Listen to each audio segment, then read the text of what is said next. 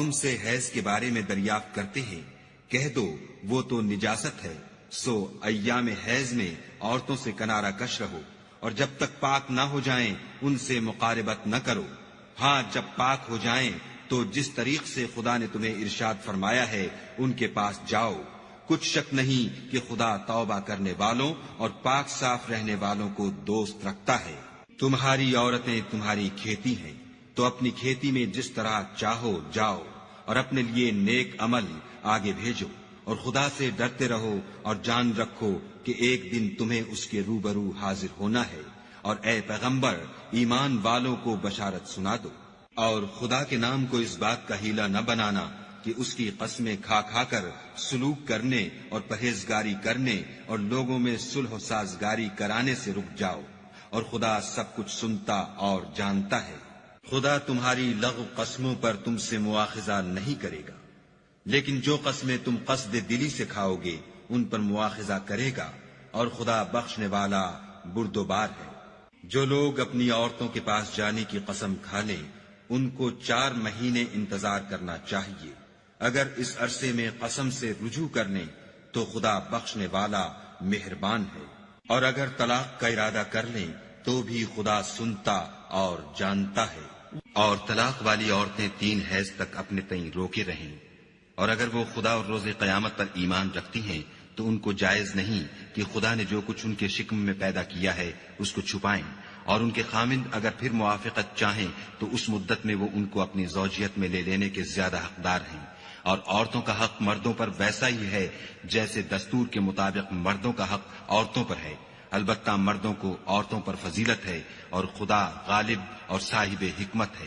طلاق صرف 2 بار ہے، یعنی جب 2 دفعہ طلاق دے دی جائے تو پھر عورتوں کو یا تو بطریق شائستہ نکاح میں رہنے دینا ہے یا بھلائی کے ساتھ چھوڑ دینا،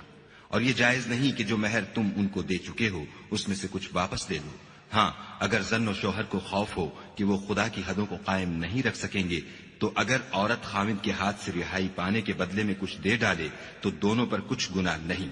یہ خدا کی مقرر کی ہوئی حدیں ہیں، ان سے باہر نہ نکلنا، اور جو لوگ خدا کی حدوں سے باہر نکل جائیں گے وہ گناہگار ہوں گے۔ پھر اگر شوہر 2 طلاقوں کے بعد تیسری طلاق عورت کو دے دے تو اس کے بعد جب تک عورت کسی دوسرے شخص سے نکاح نہ کر لے اس سے پہلے شوہر پر حلال نہ ہوگی۔ ہاں اگر دوسرا خامند بھی طلاق دے دے اور عورت اور پہلا خامند پھر ایک دوسرے کی طرف رجوع کر لیں تو ان پر کچھ گناہ نہیں، بشرطے کہ دونوں یقین کریں کہ خدا کی حدوں کو قائم رکھ سکیں گے، اور یہ خدا کی حدیں ہیں، ان کو وہ ان لوگوں کے لیے بیان فرماتا ہے جو دانش رکھتے ہیں۔ اور جب تم عورتوں کو 2 دفعہ طلاق دے چکو اور ان کی عدت پوری ہو جائے تو انہیں یا تو حسن سلوک سے نکاح میں رہنے دو یا بطریق شائستہ رخصت کر دو، اور اس نیت سے ان کو نکاح میں نہ رہنے دینا چاہیے کہ انہیں تکلیف دو اور ان پر زیادتی کرو، اور جو ایسا کرے گا وہ اپنا ہی نقصان کرے گا، اور خدا کے احکام کو ہنسی اور کھیل نہ بناؤ۔ اور خدا نے تم کو جو نعمتیں بخشی ہیں اور تم پر جو کتاب اور دانائی کی باتیں نازل کی ہیں جن سے وہ تمہیں نصیحت فرماتا ہے ان کو یاد کرو، اور خدا سے ڈرتے رہو، اور جان رکھو کہ خدا ہر چیز سے واقف ہے۔ اور جب تم عورتوں کو طلاق دے چکو اور ان کی عدت پوری ہو جائے تو ان کو دوسرے شوہروں کے ساتھ جب وہ آپس میں جائز طور پر راضی ہو جائیں نکاح کرنے سے مت روکو۔ اس حکم سے اس شخص کو نصیحت کی جاتی ہے جو تم میں خدا اور روز آخرت پر یقین رکھتا ہے، یہ تمہارے لیے نہایت خوب اور بہت پاکیزگی کی بات ہے، اور خدا جانتا ہے اور تم نہیں جانتے۔ اور مائیں اپنے بچوں کو پورے 2 سال دودھ پلائیں، یہ حکم اس شخص کے لیے ہے جو پوری مدت تک دودھ پلوانا چاہے، اور دودھ پلانے والی ماؤں کا کھانا اور کپڑا دستور کے مطابق باپ کے ذمے ہوگا۔ کسی شخص کو اس کی طاقت سے زیادہ تکلیف نہیں دی جاتی، تو یاد رکھو کہ نہ تو ماں کو اس کے بچے کے سبب نقصان پہنچایا جائے اور نہ باپ کو اس کی اولاد کی وجہ سے نقصان پہنچایا جائے، اور اسی طرح نان نفقہ بچے کے وارث کے ذمے ہے، اور اگر دونوں یعنی ماں باپ آپس کی رضامندی اور صلاح سے بچے کا دودھ چھڑانا چاہیں تو ان پر کچھ گناہ نہیں، اور اگر تم اپنی اولاد کو دودھ پلوانا چاہو تو تم پر کچھ گناہ نہیں، بشرطے کہ تم دودھ پلانے والیوں کو دستور کے مطابق ان کا حق جو تم نے دینا کیا تھا دے دو، اور خدا سے ڈرتے رہو اور جان رکھو کہ جو کچھ تم کرتے ہو خدا اس کو دیکھ رہا ہے۔